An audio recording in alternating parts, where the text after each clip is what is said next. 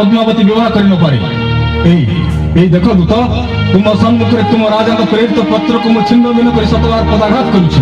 कौन है महाराज? उत्कल राजा पुरुषोत्तम मो निकट पत्र प्रेरण करछि। उत्कल राजा कौन लिखछति पत्र रे? तार एत दूर आस्पर्धा जे से पद्मावती को विवाह करे पई मो निकट पत्र लिखिछि। पुरुषोत्तम आम कन्यार पाणी ग्रहण करिवे एहा त हमर परम सौभाग्य स्वामी। हां ये हमर दुर्भाग्य। राजकन्या कदापि गोटे चंडाल पाणी ग्रहण करि न पारे। क्रोध शांत करंतु स्वामी। पुरुषोत्तम हेउछन्ते उत्कलर ठाकुर राजा प्रभु जगन्नाथंकर परम भक्त असाधारण तांकर व्यक्तित्व तांको पछरे अछि जगन्नाथंकर अनंत आशीर्वाद। मोर अनुरोध रक्षा करंतु स्वामी। पद्मावती को तांको सहित विवाह दियंतु तानहले कोन हेबो? उत्तर दियो रानी। तुमे भूली जाउछ जे मु कांचीर नरपति तुमर स्वामी आ पद्मावती पिता। मोर शक्ति कोन तुमे जानिया? ना ना आपण से परि कहतनी स्वामी। जानि सुनि निजर सर्वनाश को डाकी आनुतुनी। रानी धारुछि चारणा आहे कंचीरणा तेराए लासिलु हारे गो कन्यादान करा उत्कल राजा रे कन्यादान करा उत्कल राजा रे जामत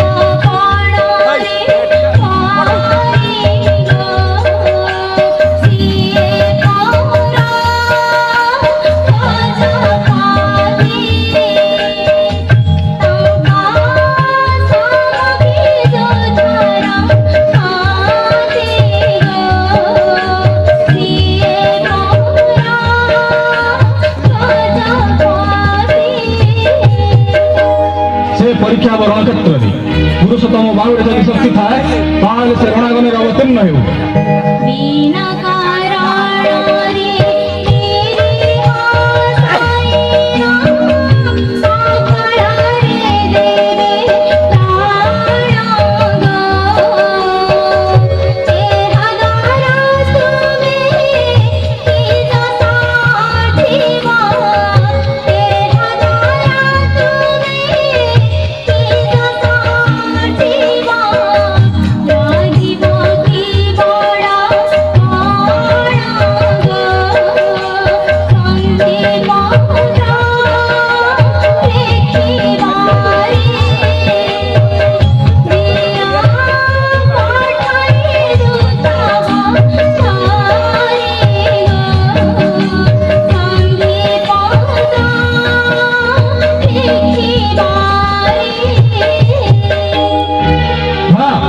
मोर निष्पत्ति शेष निष्पत्ति तुम जाओ तो तुम से हीन चांडाल राजा को कह बामन वैश्वर चांद धरवा हाथ बढ़ाइवा केवल पागल आग्रह कर जाओ मु पुरुषोत्तम को युद्ध आह्वान देउछि।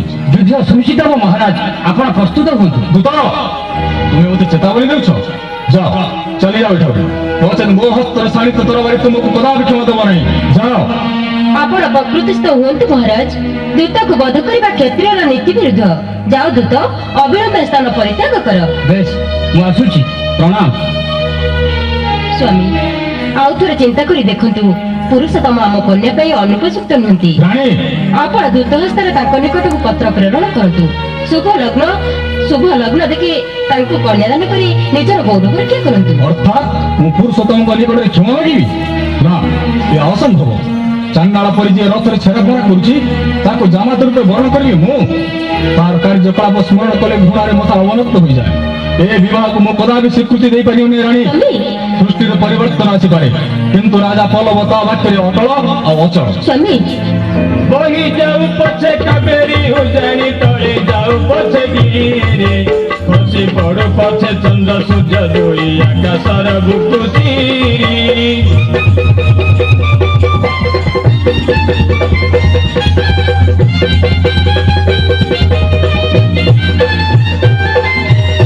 बसंते पछे मळया बहिबा भर कन काळे कोकी लगाइबा बसंते पछे मळया बहिबा भर कन काळे कोकी लगाइबा किंतु मो प्रतिज्ञा अटळ रहिबा मंदर गिरी पारी बही जाऊ पछे कबे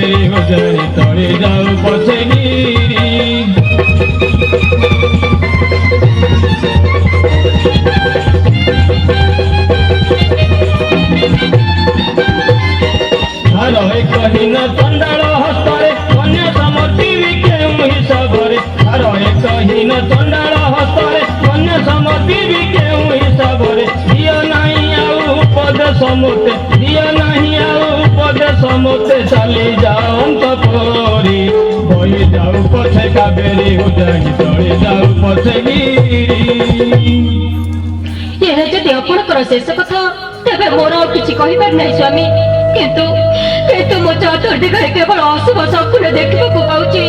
ଦକ୍ଷିଣ ନୟନ ଖନ ଖନ ସ୍ଫୁରୁଛି। ଯୁଦ୍ଧର ପରିଣାମ କଣ ହେବ କିଏ ଜାଣେ। ଆପଣଙ୍କର ଯଦି କିଛି ହେଇଯାଏ ହୟତୋ ଯନ୍ତ୍ରଣା ମୁଁ ସହ୍ୟ କରିପାରିବିନି ସ୍ୱାମୀ, ମୁଁ ସହ୍ୟ କରିପାରିବିନି। ଆପଣଙ୍କୁ ଛାଡି ମୁଁ କଦାପି ବଞ୍ଚି ପାରିବି ନାହିଁ ସ୍ୱାମୀ, ମୁଁ ବଞ୍ଚି ପାରିବି ନାହିଁ। এই সামান্য কথা পাই কাঞ্চন মহারাজ নয়নের অশ্রু সে আশঙ্কা মনରୁ দূরেଇ দিও প্রিয়ে। যুদ্ধের জয় আমার সুনিশ্চিত। আস, তুমি বহুত ক্লান্ত হয়ে পড়েছ, অন্ত করে বিশ্রাম নেব। আস।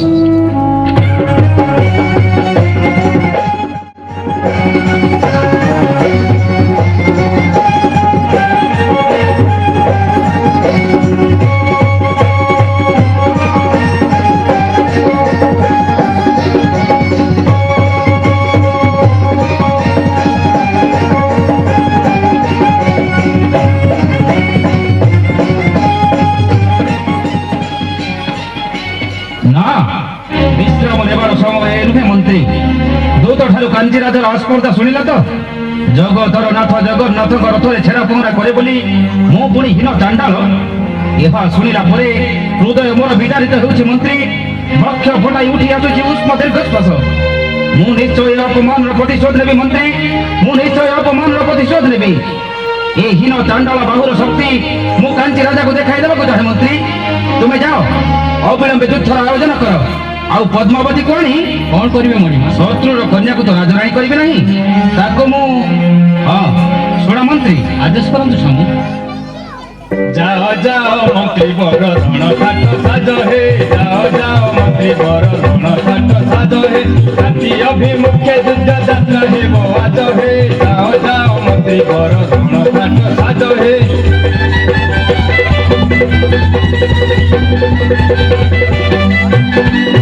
গজারোহী অশ্বারোহী পদাতিক সৈন্য নেই, গজারোহী অশ্বারোহী পদাতিক সৈন্য নেই। তালবস্ত্র ধমকাই বর বীর সাজ হে, যাও যাও মন্ত্রী বর রণ থাট সাজ হে।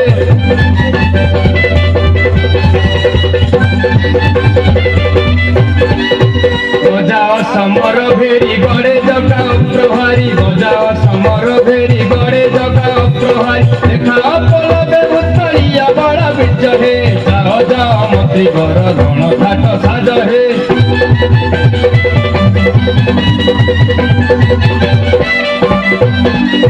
কাঞ্চির রাজনন্দিনী পদ্মাবতী কন্যা আনি, কাঞ্চির রাজনন্দিনী পদ্মাবতী কন্যা আনি। চাণ্ডাଳକୁ বিবাদিয়া পুর মন সাজ হে, যাও যাও মন্ত্রী বর রণ থাট সাজ হে, যাও যাও মন্ত্রী বর রণ থাট সাজ হে। ଆପଣଙ୍କ ଆଦେଶ ଅବିଳମ୍ବେ ପାଳିତ ହେବ ମହାରାଜ। ମୁଁ ସେନାପତିଙ୍କୁ ମରିବାକୁ ଆଦେଶ ଜଣାଇ ଦେଉଛି। କିନ୍ତୁ କିନ୍ତୁ କିନ୍ତୁ ପୁଣି କଣ? କାଞ୍ଚିର ବିରାଟ ସେନାବାହିନୀ ତୁଳନାରେ ଉତ୍କଳର ସେନାବାହିନୀ ଅତି କମ୍, ତେଣୁ ମନରେ ସନ୍ଦେହ ଉପୁଜୁଛି ମହାରାଜ। କିନ୍ତୁ ଉତ୍କଳ ସେନାମାନଙ୍କର ରଣକୌଶଳ ନିକଟରେ କାଞ୍ଚିର ବିରାଟ ସେନାବାହିନୀ ଅତି ତୁଚ୍ଛ। ମୁଁ ଯୁଦ୍ଧ ପାଇଁ ପ୍ରସ୍ତୁତ ମନ୍ତ୍ରୀ।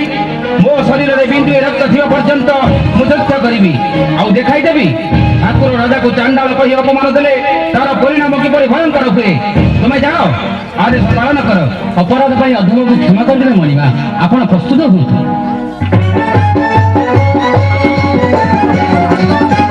ଉତ୍କଳ ସେନାବାହିନୀ ଅଳ୍ପ ହେଲେ ମଧ୍ୟ ଅସାଧାରଣ ସେମାନଙ୍କର ରଣକୌଶଳ। ପୁରୁଷୋତ୍ତମଙ୍କ ପଛରେ ରହିଛି ପ୍ରଭୁ ବଳରାମ ଆଉ ଜଗନ୍ନାଥଙ୍କର ଅନନ୍ତ ଆଶୀର୍ବାଦ। ମୁଁ ପୁଣି ଥରେ ଆପଣଙ୍କ ପାଦ ଧରି ଆକୁଳ ମିନତି କରୁଛି ସ୍ୱାମୀ, ଆପଣ ପୁରୁଷୋତ୍ତମଙ୍କ ସହିତ ସନ୍ଧି ସ୍ଥାପନ କରନ୍ତୁ। କାହିଁ ବୀର ପତ୍ନୀ ମୁଖରେ ଏଭଳି ହୀନ ମନ୍ତବ୍ୟ ଶୋଭା ପାଏ ନା।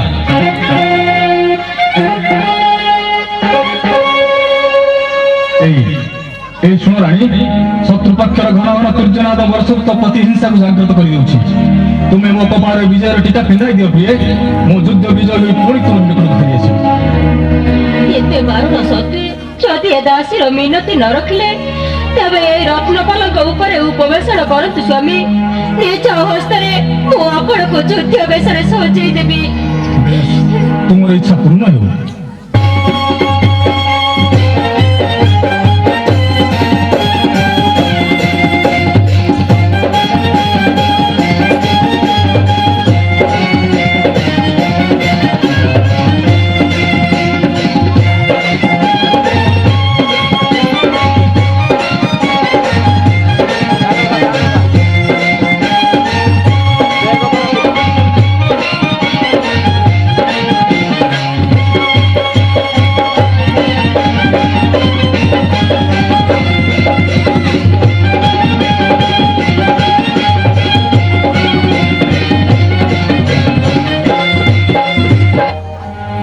ମୋତେ ହସି ହସି ବିଦାୟ ଦିଅ ରାଣୀ। ରାଜକୁମାରୀ ପଦ୍ମା ସହ ଉଆସରେ ନିଶ୍ଚିନ୍ତରେ ଥାଅ। ବିଦାୟ ରାଣୀ, ବିଦାୟ। ହେ ମା ସର୍ବମଙ୍ଗଳ, ସ୍ୱାମୀକୁ ମୋର ସହାୟ ହୁଅ ମା, ସ୍ୱାମୀକୁ ମୋର ସହାୟ ହୁଅ।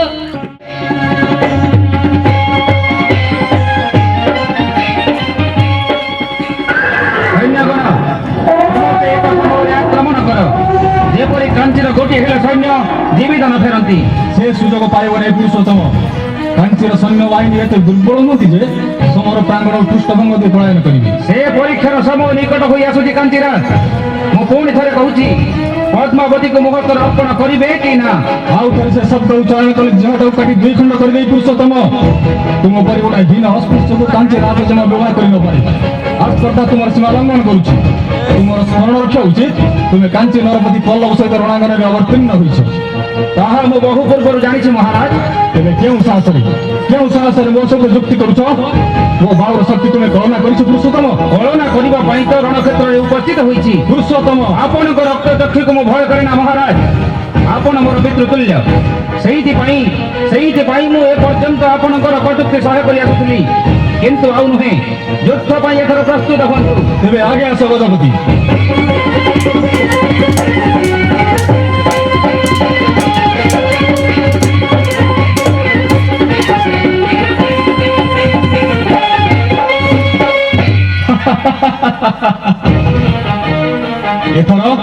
ଏଥର ଉପାୟ କଣ ପୁରୁଷୋତ୍ତମ? ଏଇ ତୁମ ଆରାଧ୍ୟ ଦେବତା ଜଗନ୍ନାଥଙ୍କର ଆଶୀର୍ବାଦ, ଏଇ ତୁମ ବାହୁର ଶକ୍ତି, ଏଇ ତୁମ ବିଶାଳ ସୈନ୍ୟବାହିନୀର ରଣକୌଶଳ। ଦିଗ ତୁମର ବୀରତ୍ୱକୁ। ଆଦେଶ କରନ୍ତୁ ମହାରାଜ। ବନ୍ଦୀ କରି ରଖ ଏହି ବର୍ବର ରାଜାକୁ, ଅନ୍ଧକାର କାରା କଲେ ଅନାଘରେ ୟାକୁ ରଖିଦିଅ ସାଥିରେ, ରଖିଦିଅ ସାଥିରେ, କର୍ମ ଫଳ ଭୋଗିଲେ ଦୁର୍ମତିରେ। ହାତ ବାନ୍ଧି ଦିଅନ୍ତୁ ଉତ୍କଳ ରାଜା, ଆପଣ ଆମର ବନ୍ଦୀ। ନା, ତା କଦାପି ହୋଇପାରିବ ନାହିଁ। ରାଣୀ, ରାଜପ୍ରାସାଦ ଛାଡ଼ି ତୁମେ ରଣଭୂମିରେ କାହିଁକି? ଆସିଥିଲି ଆପଣଙ୍କର ରଣକୌଶଳ ଦେଖିବା ପାଇଁ। କଣ ଦେଖିଲ? ଦେଖିଲି ଯୁଦ୍ଧରେ ସମସ୍ତ କୌଶଳରେ ଆପଣଙ୍କର ଅସମ୍ଭବ ଦକ୍ଷତା। ଯୁଦ୍ଧ ଜୟୀ ହୋଇ ଆପଣ କାଞ୍ଚିରାଜ ସିଂହାସନର ମର୍ଯ୍ୟାଦା ରକ୍ଷା କରିଛନ୍ତି। କିନ୍ତୁ ପୁଣି କଣ? ଆପଣ ଉତ୍କଳ ନରେଶଙ୍କୁ ଏଇଥରକ ପାଇଁ କ୍ଷମା କରିଦିଅନ୍ତୁ ମହାରାଜ। ଆଉ କହିଦିଅନ୍ତୁ ସେ ପୁନର୍ବାର ଯେପରି କାଞ୍ଚି ଆକ୍ରମଣ କରିବାକୁ ସାହସ ନ କରନ୍ତି। କିନ୍ତୁ ପୁରୁଷୋତ୍ତମ ଯେ ମୋର ଶତ୍ରୁ, ପୁଣି ବନ୍ଦୀ। ତାହା ମୁଁ ଅସ୍ୱୀକାର କରୁନି ମହାରାଜ। ଆପଣ ଏଇ ଥରକ ପାଇଁ ତାଙ୍କୁ କ୍ଷମା କରିଦିଅନ୍ତୁ।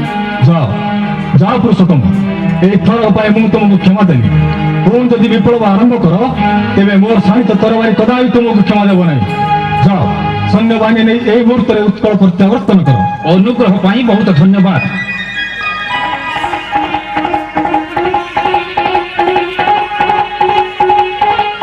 ସ୍ୱାମୀ, ପୁରୁଷୋତ୍ତମଙ୍କ ନାମ ଶୁଣିଥିଲେ ମଧ୍ୟ ତାକୁ ଦେଖିବାର ସୁଯୋଗ ପାଇନଥିଲି। ଦେଖିଲା ପରେ ତାଙ୍କ ପ୍ରତି ମୋ ହୃଦୟରେ ବାତ୍ସଲ୍ୟ ମମତା ଜାଗି ଉଠିଛି। ରାଣୀ, ଆମ କନ୍ୟାର ପାଣି ଗ୍ରହଣ କରିବାକୁ ପ୍ରକୃତରେ ସେ ଯୋଗ୍ୟ। ମହାରାଜ, ଆପଣ ତାଙ୍କୁ ସସମ୍ମାନ ନିମନ୍ତ୍ରଣ କରି ବିବାହର ଆୟୋଜନ କରନ୍ତୁ। କଣ କହିଲ ରାଣୀ? ବିବାହ? ତୁମେ କଣ ଉନ୍ମାଦି ନୁହେଁ? ଶତ୍ରୁକୁ କନ୍ୟାଦାନ କରିବି ମୁଁ? ବାଚାଳତା ବନ୍ଦ କର ରାଣୀ, ତା ନହେଲେ ପତ୍ନୀ ହତ୍ୟା କରିବାକୁ ମୁଁ ବାଧ୍ୟ ହେବି। ତାହା ହିଁ କରନ୍ତୁ ମହାରାଜ, ତାହା ହିଁ କରନ୍ତୁ। ମୁଁ ବଞ୍ଚି ରହି ନିଜ କନ୍ୟାର ଦୁର୍ଦ୍ଦଶା ଦେଖିବାକୁ ଚାହେଁନା। ନିଜ ସ୍ୱାମୀଙ୍କର ରକ୍ତପାତ, କାଞ୍ଚିର ନିରୀହ ପ୍ରଜାଙ୍କର ମୃତ୍ୟୁ ଯନ୍ତ୍ରଣା ଦେଖି ମୁଁ କେବେ ଧୈର୍ଯ୍ୟ ଧରି ପାରିବି ନାହିଁ ସ୍ୱାମୀ, ମୁଁ କେବେ ଧୈର୍ଯ୍ୟ ଧରି ପାରିବି ନାହିଁ। କାଞ୍ଚିର ଭାଗ୍ୟ ଆକାଶରେ ଯେଉଁ କଳା ବାଦଲ ଘୋଟି ଆସିଛି, ତାହା ମୁଁ ସହିପାରୁନି ମହାରାଜ। କଣ ପାଇଁ ଏ ଯୁଦ୍ଧ? କଣ ପାଇଁ ଦୁଇ ରାଜ୍ୟ ମଧ୍ୟରେ ଶତ୍ରୁତା? କଣ ପାଇଁ? ଠିକ୍ ସମୟରେ ତୁମ ପ୍ରଶ୍ନର ଉତ୍ତର ପାଇବ ରାଣୀ। ଏବେ ଉଆସ ଉଠେଇ ଚାଲ। ଆସ ମୋ ସାଙ୍ଗରେ।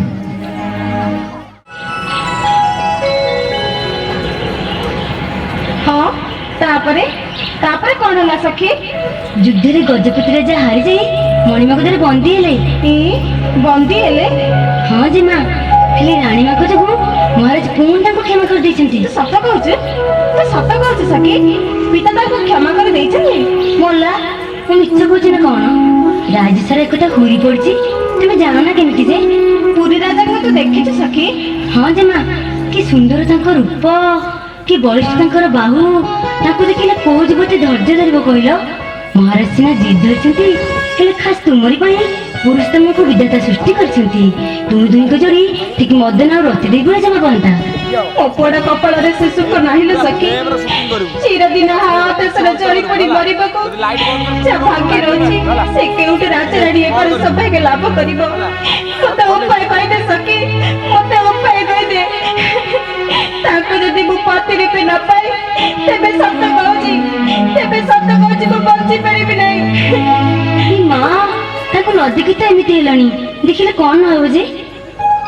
ସତରେ ଯେ ମା, ମଣିମାଙ୍କ ପ୍ରତି ଅବିଚାର କରୁଛନ୍ତି। ତା ଛଡା ଗଜପତି ରାଜା କୋଉ ଠିକ କଥାଟା କହୁଛନ୍ତି। ସିଏ କଣ କହୁଛନ୍ତି ଯେ? କହୁଛନ୍ତି ତୁମକୁ ନେଇ ଗୋଟେ ଚାଣ୍ଡାଳ ସାଙ୍ଗରେ ବିବାହ ଦେବେ। ଇଏ ତାଙ୍କ ଅନ୍ତରର କଥା ନୁହେଁ ସଖୀ। ପିତା ତାଙ୍କୁ ଚାଣ୍ଡାଳ ପାଇଁ ଅପମାନ ଦେଲେ ତ। তুমি ଗୋଟେ କାମ କର ଯେ ମା, ଯଦି ପୁରୁଷୋତ୍ତମଙ୍କ ନିକଟରେ ମନପ୍ରାଣ ସବୁ ସମର୍ପି ଦେଇଛ, ତେବେ ଆଉ ଟିକେ ମନପ୍ରାଣ ଢାଳି ସେ କାଳିଆ ଠାକୁର ଜଗନ୍ନାଥଙ୍କୁ ଡାକ। ଦେଖିବ ସେ କରୁଣା କଲେ ସବୁ ଠିକ ହୋଇଯିବ। ତୁ ଠିକ କହୁଛୁ ସଖୀ, ମୁଁ ସେଇଆ ହିଁ କରିବି। ସେଇ କାଳିଆ ଠାକୁର ଜଗନ୍ନାଥଙ୍କୁ ମୋ ମନର କଥା ଜଣାଇବି। ତେଣିକି ମୋ ଭାଗ୍ୟ। ହଉ ବସକୁ ଯିବା ଆସ, କେତେ ବଡ଼ ସନ୍ଧ୍ୟା ହେଇଗଲାଣି।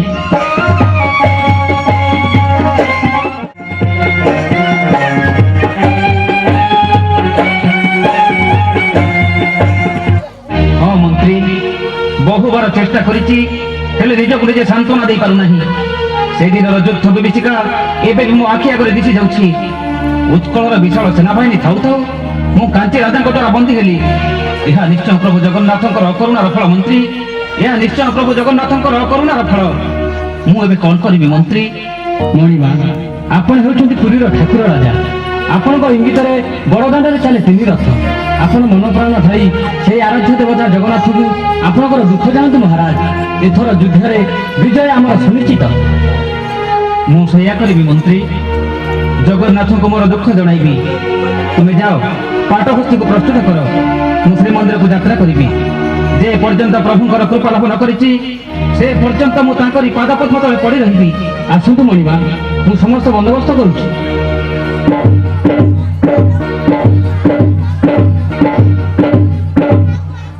ବୀରଶ୍ରୀ ଗଜପତି ଗୌଡ଼େଶ୍ୱର, ନବକୋଟି କର୍ଣ୍ଣାଟୋତ୍କଳ ବର୍ଗେଶ୍ୱର, ଅବିରାୟ ଭୂତ ଭୈରବ, ଦୁଃସହ ଦୁଃଶାସନ, ଅନିକରଣେ ରାଉତରାୟ, ଅତୁଳ ବଳ ପରାକ୍ରମ, ସଂଗ୍ରାମେ ସହସ୍ରବାହୁ, କ୍ଷତ୍ରିୟ କୁଳ ଧୂମକେତୁ, ବିରାଦି ବୀରବର ପ୍ରତାପୀ ଶ୍ରୀ ଶ୍ରୀ ଶ୍ରୀ ମହାରାଜ ପୁରୁଷୋତ୍ତମ ଦେବ ଶ୍ରୀମନ୍ଦିରକୁ ବିଜେ କରୁଛନ୍ତି।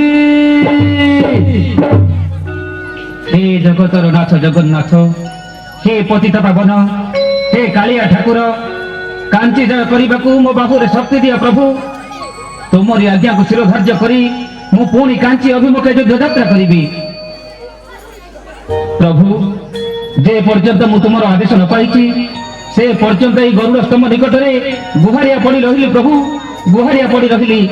ଜୟ ଜଗନ୍ନାଥ, ଜୟ ଜଗନ୍ନାଥ, ଜୟ ଜଗନ୍ନାଥ।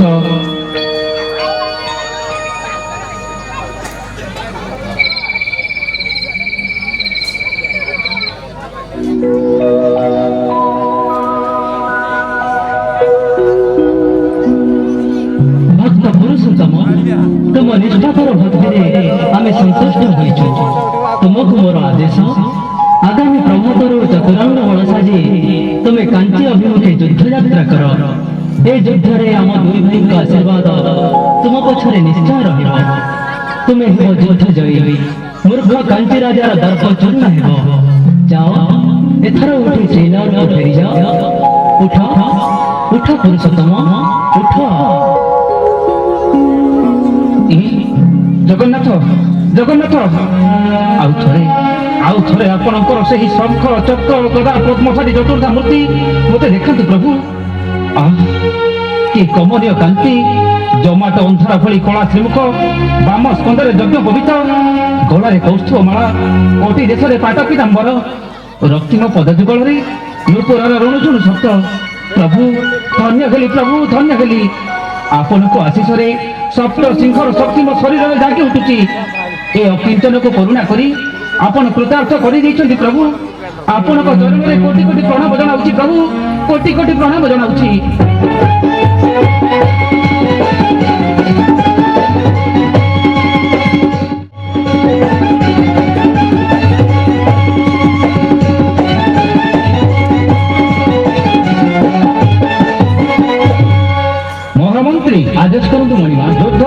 ଆୟୋଜନ ହୋଇଛି ତ? ହଁ ମହାରାଜ, ଗଜା ରୋହି, ଅଶ୍ୱାରୋହୀ, ଗଦାଧିକ ଆଦି ସମସ୍ତ ସେନା ପ୍ରସ୍ତୁତ ହୋଇସାରିଛନ୍ତି। କେବଳ ମଣିମାଙ୍କ ଆଦେଶକୁ ସମସ୍ତେ ଅପେକ୍ଷା କରିଛନ୍ତି। ଆଉ ବିଳମ୍ବ କର ନା ମନ୍ତ୍ରୀ, ଏ ହେଉଛି ମହେନ୍ଦ୍ର ସମୟ। ଶୁଭ ଶଙ୍ଖ ବଜାଇ ଯାତ୍ରା ଅନୁକୂଳ କର। ଏ ଅଛି ରେ, ଶୁଭ ଶଙ୍ଖ ବଜାଇ ଯୁଦ୍ଧ ପାଇଁ ପ୍ରସ୍ତୁତ ହୁଅ।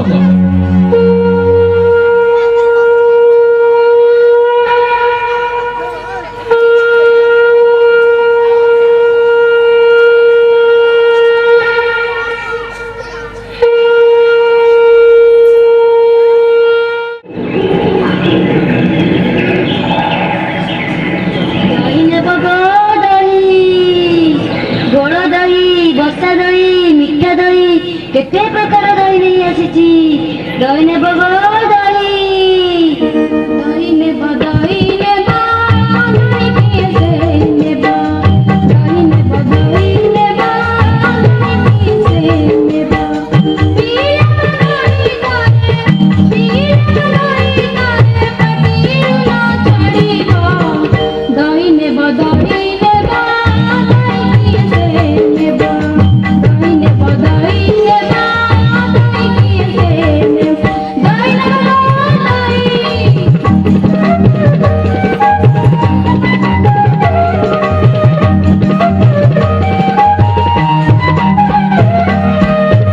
ଜାତିରେ ମୁଁ ଗଉଡ଼ୁଣି ନା ମୋର ମାଣିକ, ଶୁଖିଲାଣି ତଣ୍ଟି ମୋର ଶୁଣ ନ କେହି।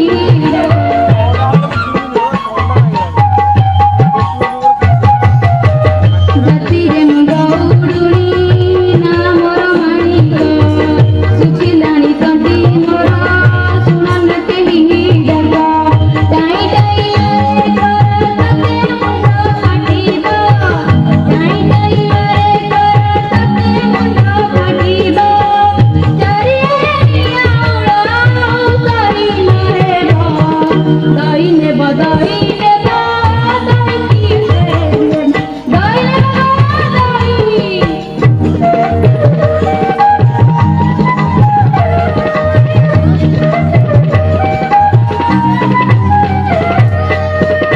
ଆଣିଛି ମୁଁ ଗୋଳ ଦହି, ବସା ଦହି ଯତନେ, ପାସରିବ ନାହିଁ ନିଆଁ ପକାଉଥିବ ମନେ।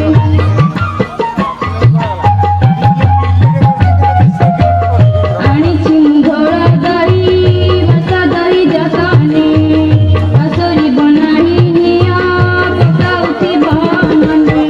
ସତ ସତ ଦହି ମୋର ଖଣ୍ଡ ଖଣ୍ଡ ଖାଇବ, ସତ ସତ ଦହି ମୋର ଖଣ୍ଡ ଖଣ୍ଡ ଖାଇବ। ଆଗେ ଖାଇବ ସେ ମୋର କଉଡ଼ି ଗଣି ଦେବ, ଦହି ନେବ ଦହି ନେବ, ଦହି କିଏ ସେ ନେବ, ଦହି ନେବ ଦହି ନେବ, ଦହି କିଏ ସେ ନେବ।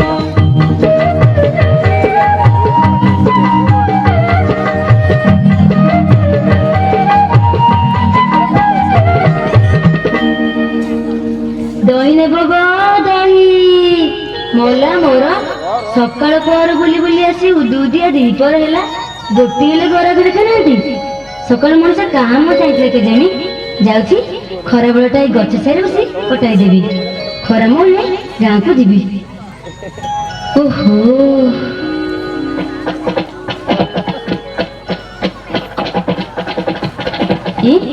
ଘୋଡ଼ା ଚଢ଼ି କି ଦୁଇ ଜଣ ନେଇକି ଆସିଛନ୍ତି। କାଳିଆ ଲୋକ ଜଣକ କଳା ଘରରେ ଆଉ ଗୋରା ଲୋକ ଜଣକ ଧଳା ଘରେ ବସିଛନ୍ତି। ଏ ନିଶ୍ଚୟ ରାଜାଘର ଲୋକ। ଏମାନେ ଯଦି ମୁଁ ଦହି କିଣନ୍ତି ବଡ଼ ପଟେ ଡାକେ, ଦହି ନେବ ଦହି, ବସା ଦହି, ଘୋଳ ଦହି, ମିଠା ଦହି, ଦହି ନେବ ଦହି।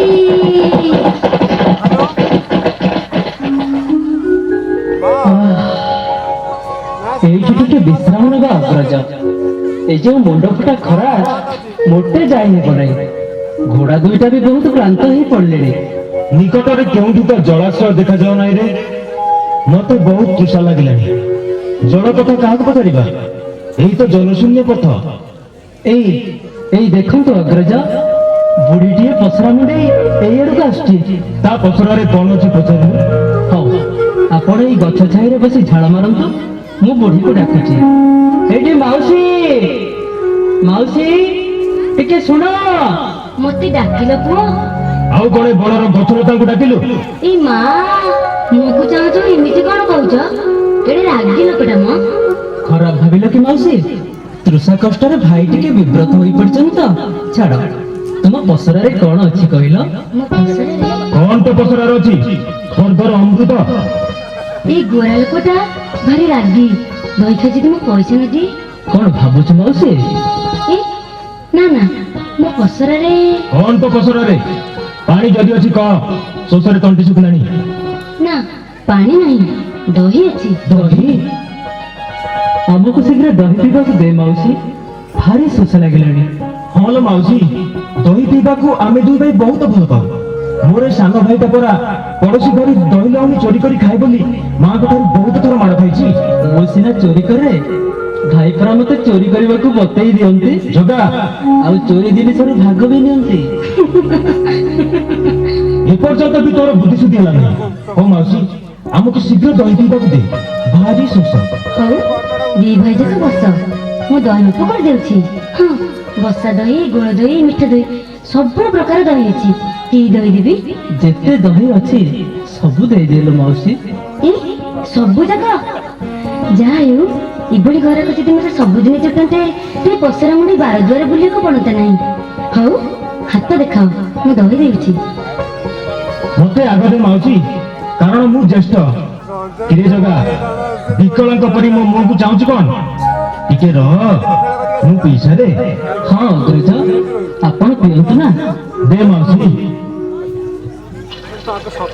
ଯାଆନ୍ତୁନି କୁଆଡେ। ମୁଁ ସିନା ରିପେୟାର ଅଛି ପାଖରେ ବୋଲି ପଳେଇ ଆସିଲି।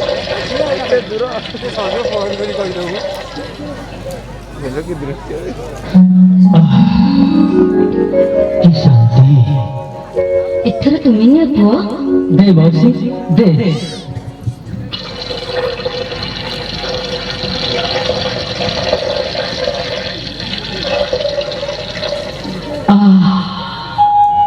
କି ତୃପ୍ତି। ଭାଇ, ଏଥର ଆପଣ ଖୁସି ତ?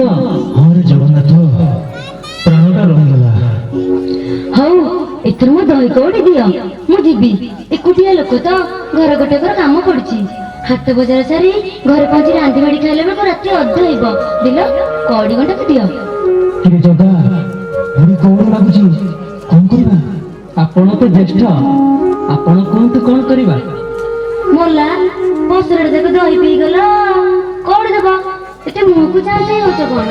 ଦିଲ, ପଇସା ଦିଅ। ପଇସା? ପଇସା ତ ଆମ ପାଖରେ ନାହିଁ। କଣ ହେଲା? ପଇସା ନାହିଁ? ଧରମ ଛଡା ତିନି ହାଣ୍ଡି ଦହି ଢକ ଢକରେ ଦୁଇ ଜଣ ଯାକ ପିଇଗଲ। କହୁଛ କଣ ପଇସା ନାହିଁ? ଭଲରେ କହୁଛି, ପଇସା ଦେଇଦିଅ, ନହେଲେ ଗୌଡୁ ନା ତୋର। ଦହି ପିଇଲୁ, ଭାରି ଭଲ ଲାଗିଲା। ଦହି ପିଇଛ ସିନା, ଖଡୁ ମୂଷା ଖାଇନ। ଖଡୁମୂଷା ଖାଇଛୁ, ଖାଇଛୁ ମାଉସୀ, ଖାଇଛୁ, ଖୁବ୍ ଖାଇଛୁ। ଆଉ ମୋ ଠାରୁ ବେଶୀ ଖାଇଛି ମୋର ଏଇ ସାନ ଭାଇ ଜଗାଟା। ହଉ, ଯାହା କରୁଛ କର, ହେଲେ ମୋ ପଇସା ଦେଇଦିଅ। କିରେ ଜଗା, ଆରେ ଠିଆ ହୋଇ ହସୁଛୁ କଣ? ବୁଢୀକୁ ଟିକେ ବୁଝା। ମୋ ମୁଣ୍ଡରେ କିଛି ପଶୁନି ଭାଇ। ପଶୁନି? ସତିଆ ନାସିଆ, କିଏ ରେ ତୁମେ ଦୁଇଟା ମୁହେ ଲାଗୁନିଆ, କଉଡ଼ି ନ ଖାଇ ଦହି ପିଇଗଲା ମିଆ।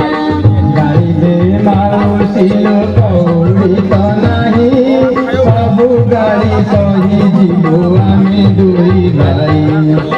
ଗରିବ ଗବାଉଣି ମୁହେ ମସିବିକା, ଦେଶ ମୋର ପ୍ରତିଦିନ ବୁଲି ଦହିବିକା।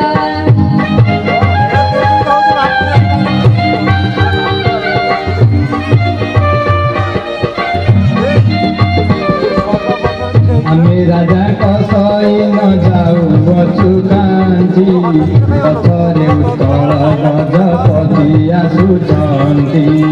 କହିବି ତାଙ୍କୁ ଏ କଥା ଦିଆଇ ବିଜୁଳି, ତୁମକୁ ବାଧିବ ନାହିଁ ମୋର ଗାଳି। ରଥ ଏହି ରଥ ମୁଦି ମୋରି ହସ୍ତର, ରାଜାଙ୍କୁ ଦେଖାଇ ନେବୁ ତୋ ଦହିର ମୂଲ୍ୟ। ରାଜାଙ୍କୁ ଦେଖାଇ ନେବୁ ତୋ ଦହିର ମୂଲ୍ୟ। ଦେଖ ମାଉସୀ, ଦହି ପିଇଲୁ ବୋଲି କଉଡ଼ି ବଦଳରେ ମୋ ସାନ ଭାଇଟା ତା ହାତର ରତ୍ନମୁଦି ବନେଇଦେଲାଣି। ପୁଣି ଯାଇ ଅଛି ଆମେ ଦୁଇ ଥର ପୁରୀ ରାଜାଙ୍କ ସୈନିକ ଯାଉଛୁ କାଞ୍ଚି ଅଭିଯାନରେ। ପଛରେ ମଣିମା ଆସୁଛନ୍ତି, ତାଙ୍କୁ ଏ ମୁଦି ଦେଇ ତୋ ଦହି କଉଡ଼ି ନେଇଯିବି। ବାଃ ବାହାରେ କଜଳ ପାତିଆ ଭଦ୍ର ଲୋକ। ଭଲରେ କହୁଛି ମୋ ପଇସା ଦିଅ, ମୁଁ ବିଚାରି ଗରିବ ଲୋକ। ଦେଖ ମାଉସୀ, ଆମେ ବି ରାଜା ମହାରାଜା ନୁହଁ, ସାମାନ୍ୟ ସୈନିକ। ପଇସା ଆମ ପାଖରେ ନାହିଁ। ତୁ ରାଜାଙ୍କୁ ଆମ କଥା କହିବୁ, ସେ ନିଶ୍ଚୟ ତୋ କଥା ଶୁଣିବେ। ରାଜା ଯଦି ମୋ କଥା ବିଶ୍ୱାସ ନ କରନ୍ତି? ତାହେଲେ ଆମକୁ ଶୁଣିରେ ଚଢେଇବୁ, ବୁଝିଲୁ? ଚାଲ ଜଗା, ଘୋଡ଼ା ପିଟା। ହଁ ଚାଲିଗଲେ ତ ମୁଁ ଛାଡ଼ି ଦେବି ଆଉ। ଧରମ ଛଡା ତୋ ମା ତତେ କେମିତି ସମ୍ଭାଳି ଏଡୁଟିଏ କଲା କେଜାଣି? ଦହି ପିଇଲ କଣ ଦେବ? ସିଧା କଥା। ଆରେ ଆରେ, ତୁ ତ ବଡ ଅବୁଝା ଲୋକ। ଏତେ ବୁଝାଇଲା ପରେ ବି ଆପଣ ଟିକେ ନିରବ ରୁହନ୍ତୁ ଭାଇ। ଦେଖ ମାଉସୀ, ତୁମେ ଭାଇଙ୍କ କଥା ଧରନା, ସେ ସବୁବେଳେ ଏମିତି। ତୁମେ ଏ ମୁଦି ରଖ, ଯଦି ରାଜା ତୁମ ଦହି କଉଡ଼ି ନ ଦେବେ ତେବେ ମୁଦିକୁ ବଜାରରେ ବିକ୍ରି କରିଦେବ। ତୁମ ଦହି ମୂଲ୍ୟ ଠାରୁ ଏହାର ମୂଲ୍ୟ ବହୁତ ଅଧିକ। ନିଅ, ରଖିଦିଅ। ଏଇଟା ସତରେ ରତ୍ନ ମୁଦିଟି? ନାଇଁ, ପିତ୍ତଳ ମୁଦି, ପିତ୍ତଳ ମୁଦି। ଓହୋ, ଆପଣଙ୍କୁ କହିଲି ପୁରା ନିରବ ରହିବାକୁ। ଥାଅ ମାଉସୀ, ଆସନ୍ତୁ ଅଗ୍ରଜ।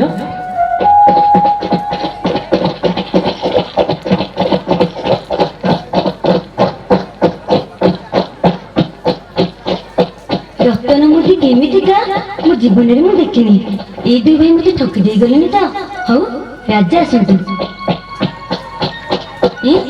ଘୋଡ଼ାଟାକୁ ଶୁଭୁଛି, ରାଜା ଆସନ୍ତୁ ନା କଣ?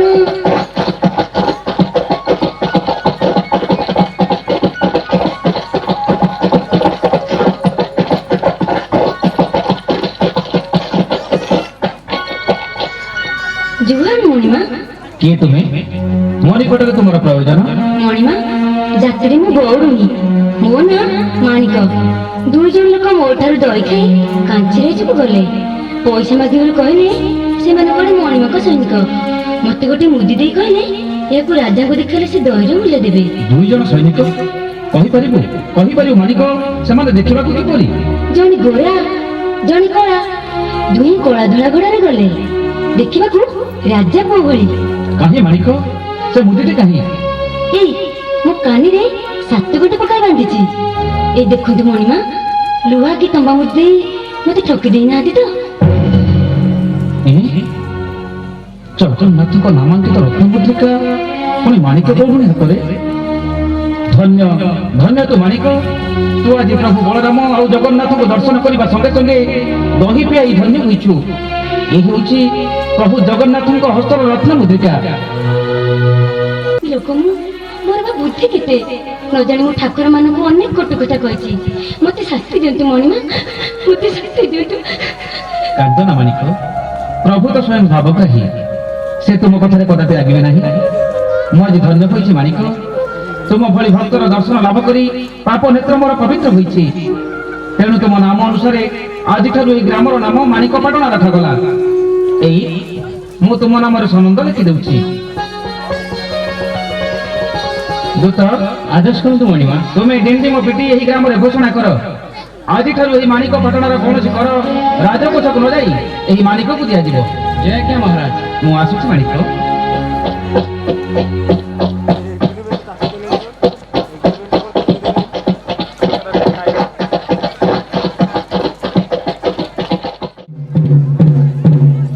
ଶୁଣ ଶୁଣ ଶୁଣ, ଉତ୍କଳର ଗଜପତି ମହାରାଜ ଶ୍ରୀ ଶ୍ରୀ ଶ୍ରୀ ପୁରୁଷୋତ୍ତମ ଦେବ ତାଙ୍କ ଶ୍ରୀଶାମରୁ ଅନୁମତି ଦେଲେ କି ଆଜିଠାରୁ ମାଣିକ ଗୌରୁଣୀ ନାମ ଅନୁସାରେ ଏହି ଗ୍ରାମର ନାମ ମାଣିକପାଟଣା ରଖାଗଲା। ଏଣିକି ଏହି ଗ୍ରାମର ସମସ୍ତ କର ମାଣିକକୁ ଦିଆଯିବ।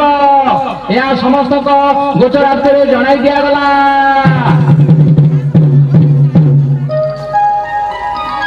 ସାତ ଜନ୍ମର ପୁଣ୍ୟ ଯୋଗୁଁ ମୁଁ ଆଜି କଳାଧଳା ଠାକୁର ଦେବୀଙ୍କୁ ଦର୍ଶନ କଲି। ମଣିମାଙ୍କ ସୁଦୟାରୁ ଆଜିଠାରୁ ମୋର ଅଭାବ ଦୂରେଇଗଲା। ମହାଭାଗ୍ୟବତୀ ମୁଁ। ହେ ଠାକୁର, ମୋର ଅଜ୍ଞାନତା ପାଇଁ ମତେ କ୍ଷମା କରିଦିଅ ପ୍ରଭୁ, ମତେ କ୍ଷମା କରିଦିଅ।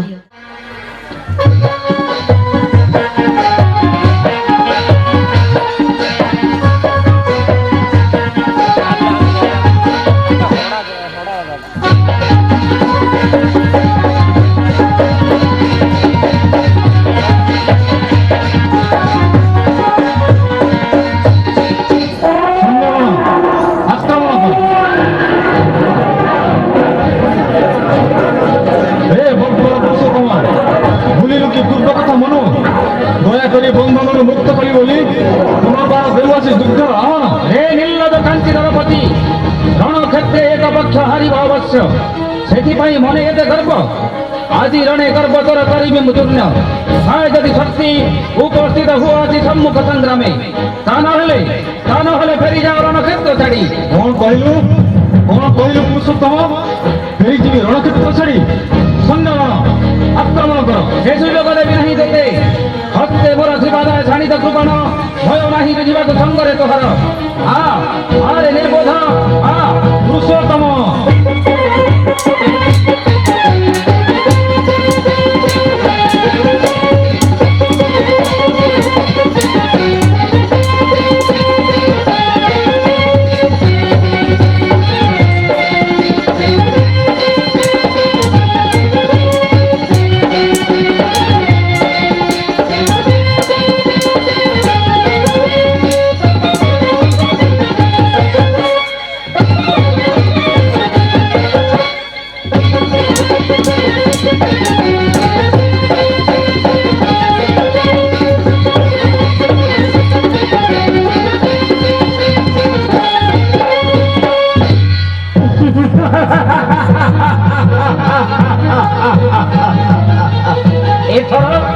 ଏଥର ହାତ ବାଟି ଦିଅ କାଞ୍ଚିରାଜ ତୁମେ ବର ବନ୍ଦୀ ରକ୍ଷୀ ବଲ୍ଲଭକୁ ଶୃଙ୍ଖଳ ପିନ୍ଧାଇ ଦିଅ ଜୟଜ୍ଞା ମଣିମା ଏଥର କୁହ ରାଜା ଚାଣ୍ଡାଳ ହସ୍ତରେ କନ୍ୟା ସମର୍ପଣ କରିବ କି ନା? ତେବେ ମୁଁ ନିଜେ ପଦ୍ମାବତୀକୁ ନେଇ ଏକ ଚାଣ୍ଡାଳ ହସ୍ତରେ ଟେକିଦେବି। ବିୟ ସହ ବିୟ ରସମର ଶାସ୍ତ୍ର ସମ୍ମତ, କିନ୍ତୁ ନିରୀହ ଅବଳା ପ୍ରତି ଏ ବ୍ୟବହାର କ୍ଷେତ୍ରରେ ନୀତି ବିରୁଦ୍ଧ। କିନ୍ତୁ ଆପଣଙ୍କର ସ୍ମରଣ ରଖିବା ଉଚିତ ଏ ସମର କେବଳ ସେହି ନିରୀହ ଅବଳା ପାଇଁ। ମନ୍ତ୍ରୀ ଆଦେଶ କରନ୍ତୁ ମହାରାଜ। ଉଆସରୁ କାଞ୍ଚି ରାଜଜମା ପଦ୍ମାବତୀକୁ ସସମ୍ମାନେ ନେଇ ଉତ୍କଳ ଫେରି ଚାଲ ଆଉ ତାକୁ ଏକ ଚାଣ୍ଡାଳ ହସ୍ତରେ ଅର୍ପଣ କର। ଯାଅ ନେଇ ଆସ ପଦ୍ମାବତୀକୁ। ଆଦେଶ ଶିରୋଧାର୍ଯ୍ୟ ମହାରାଜ। ମନ୍ତ୍ରୀ ଯଦି ମୋର ଭାତ ରଥରେ ଖବର ଥାନ୍ତା। ଚିତ୍କାର କରନ୍ତୁ ନାହିଁ ମହାରାଜ। ରକ୍ଷୀ ବନ୍ଦୀକୁ ନେଇ ତାରା କକ୍ଷରେ ରଖ ନେଇଯାଅ ଆମ ସମ୍ମୁଖରୁ। ଆସନ୍ତୁ ମହାରାଜ। ରକ୍ଷୀ ହେ ପ୍ରଭୁ ଜଗନ୍ନାଥ ଅପାର ତୁମର କରୁଣା ତୁମରି କରୁଣାରୁ ମୁଁ ଆଜି ବିଜୟର ଧ୍ୱଜା ଉଡ଼ାଇ ଉତ୍କଳ ପ୍ରତ୍ୟାବର୍ତ୍ତନ କରୁଛି। ସାବଧାନ ଗଜପତି ମହାରାଜା ଛେରା ପହରା କରିବାକୁ ରଥରେ ବିଜେଉଛନ୍ତି। ନୀଳାଦ୍ରୌ ଶଙ୍ଖ ମধ্যে ଶତଦଳ କମଳେ ରତ୍ନ ସିଂହାସନସ୍ଥୌ ସର୍ବାଳଙ୍କାର ଯୁକ୍ତଂ ନବଘନ ରୁଚିରୌ ସଂଯୁକ୍ତଂ ଚାଗ୍ରଜେନ ଭଦ୍ରାୟା ବାମଭାଗେ ରଥଚରଣଯୁତଂ ବ୍ରହ୍ମା ରୁଦ୍ରେନ୍ଦ୍ରବନ୍ଦଂ ଦେବାନାଂ ସରମେକଂ ସୁଜନ ପରିବୃତଂ ବ୍ରହ୍ମ ଦାରୁ ସ୍ମରାମି ଜଗନ୍ନାଥ ସ୍ୱାମୀ ନୟନ ପଥଗାମୀ ଭବତୁ ମେ। ଏହି ହେଉଛି ଉପଯୁକ୍ତ ସମୟ। ସୁବର୍ଣ୍ଣ ସମାର୍ଜନୀ ହସ୍ତରେ ରାଜା ବର୍ତ୍ତମାନ ରଥରେ ଚାଣ୍ଡାଳର କାର୍ଯ୍ୟ କରୁଛନ୍ତି। ଏହି ମାହେନ୍ଦ୍ର ମୁହୂର୍ତ୍ତରେ ରାଜାଙ୍କ ଆଦେଶ ପାଳନ କରିବା ମୋର ଉଚିତ ହେବ। ମା ପଦ୍ମାବତୀ ଆଉ ବିଳମ୍ବ କାହିଁକି? ଯାଅ ଏହି ସମୟରେ ମହାରାଜଙ୍କ ଗଳାରେ ବରମାଲ୍ୟ ପିନ୍ଧାଇ ଦିଅ। ଯାଅ। ମହାରାଜ ଏ ଦାସୀର ବରମାଲ୍ୟ ସ୍ୱୀକାର କରନ୍ତୁ। ପଦ୍ମାବତୀ ତୁମେ ମୋ ଗଳାରେ ବରମାଲ୍ୟ ଏହା କରିବାକୁ ତୁମର ସାହସ ହେଲା କିପରି? ମନ୍ତ୍ରୀ ଅପରାଧ ପାଇଁ ଅଧୀନକୁ କ୍ଷମା କରିବେ ମହାରାଜ। ଆପଣଙ୍କ ଆଦେଶ ପାଳନ କରିବାରେ ଏ ଅଧମ ତ୍ରୁଟି କରିନି। ମୁଁ ଆଦେଶ ଦେଇଥିଲି ଏକ ଚାଣ୍ଡାଳ ହସ୍ତରେ ପଦ୍ମାବତୀକୁ ଅର୍ପଣ କରିବା ପାଇଁ। ମୁଁ ତାହା ହିଁ କରିଛି ମଣିମା। ଆପଣଙ୍କ ପରି ଜଣେ ଚାଣ୍ଡାଳକୁ ଉପଯୁକ୍ତ ମନେକରି। ଓ ଧନ୍ୟ ଧନ୍ୟ ତୁମେ ମନ୍ତ୍ରୀ। ବିଚକ୍ଷଣ ତୁମର ବୁଦ୍ଧି, ଚମତ୍କାର ତୁମର ଦୂରଦୃଷ୍ଟି। ପ୍ରକୃତରେ ନିଜର ବୁଦ୍ଧିସାଗର ନାମକୁ ତୁମେ ସାର୍ଥକ କରିଛ। ପଦ୍ମା ମୋ ଉପରୁ ଅଭିମାନ କାଢିନିଅ କି? ଆଜିର ଏହି ପବିତ୍ର ଶ୍ରୀଗୁଣ୍ଡିଚା ଉତ୍ସବରେ ତୁମକୁ ପତି ରୂପେ ପାଇ ମୁଁ ଧନ୍ୟ ହୋଇଛି। ଚାଲ ଏଥର ଉଆସକୁ ଯିବା। ଏ ଦାସୀର ଅପରାଧ କ୍ଷମା କରିବେ ମଣିମା। ପିତାଙ୍କର ଅପରାଧ ପାଇଁ ତାକୁ କ୍ଷମା କରନ୍ତୁ ମଣିମା। ସେ ବିକାର ମୁଁ ନିଶ୍ଚୟ କରିବି ପଦ୍ମା। ଯାଅ ମନ୍ତ୍ରୀ କାଞ୍ଚି ନରସିଂହଙ୍କୁ କାରାମୁକ୍ତ କରି ସସମ୍ମାନେ ଶ୍ରୀନଗରକୁ ନେଇ ଆସ। ସେ ଆସି ତାଙ୍କ କନ୍ୟାର ବିବାହ ଉତ୍ସବ ସମାପନ କରନ୍ତୁ। ମୁଁ ଏହି ମୁହୂର୍ତ୍ତରେ ଚାଲିଲି ମଣିମା। ଜୟ ଗଜପତି ପୁରୁଷୋତ୍ତମ ଦେବଙ୍କର ଜୟ ନୀଳାଦ୍ରି ବିହାରୀ ପ୍ରଭୁ ଜଗନ୍ନାଥଙ୍କର। ପରିକଳ୍ପନା କରିବା ପାଇଁ ମତେ କିଛି ସମୟ ଲାଗିଥିଲା। ପାରିବି କି ନ ପାରିବି ଇଏ ହଉଛି କଥା। କାରଣ ପୌରାଣିକ ନାଟକ ବୁଣିଥିବା ବେଳେ ମଞ୍ଚରେ ଆଣି ଛୋଟ ଛୋଟ ଛୁଆଙ୍କୁ ନେଇ ଉପସ୍ଥାପନା କରାଇବା ମାନେ ଭାବୁଛି ବୋଧେ ବହୁତ କଷ୍ଟକର ପାଠ। ଯାହା ହଉ ଏ କାଞ୍ଚି ବିଜୟ କଥା ମୁଁ ମନେ ପକେଇଦେବାକୁ ଟିକେ ଆସିଛି ଯେ ଯେତେବେଳେ କାଞ୍ଚି ରାଜା ପଦ୍ମାବତୀକୁ ବିବାହ କରିବାକୁ କାଞ୍ଚି ରାଜାଙ୍କ ଝିଅ ପଦ୍ମାବତୀ ତାକୁ ଗଜପତି ରାଜା ବିବାହ କରିବା ପାଇଁ ଯାଇଥିଲେ ବା ପ୍ରସ୍ତାବ ଦେଇଥିଲେ ସେତେବେଳେ କାଞ୍ଚି ରାଜା ତାଙ୍କୁ ଅପମାନିତ କରି ତାଙ୍କ ଦୂତକୁ ବିଦା କରିଦେଇଥିଲେ। ତାପରେ ପରେ ଯୁଦ୍ଧ ହେଲା, ଯୁଦ୍ଧରେ ଗଜପତି ରାଜା ହାରିଲେ। ତାପରେ ଆସି ଜଗନ୍ନାଥଙ୍କ ପାଖରେ ଗୁହାରିଆ ପଡ଼ିଲେ ଯେ ଜଗନ୍ନାଥ ବଳଭଦ୍ର ତାଙ୍କୁ ସହାୟ ହେଲେ ଏବଂ ଯୁଦ୍ଧକୁ ନିଜେ ସୈନିକ ବେଶରେ ଦୁଇ ଭାଇ ଯାକ ଯାଇ ଗଜପତି ରାଜାଙ୍କୁ ପୁରୁଷୋତ୍ତମ ଦେବଙ୍କୁ ମାନେ ବିଜୟ କରି ପଦ୍ମାବତୀଙ୍କୁ ଧରି ସେ ଫେରି ଆସିଥିଲେ। ଇଏ ହଉଛି ୟାର କାହାଣୀ।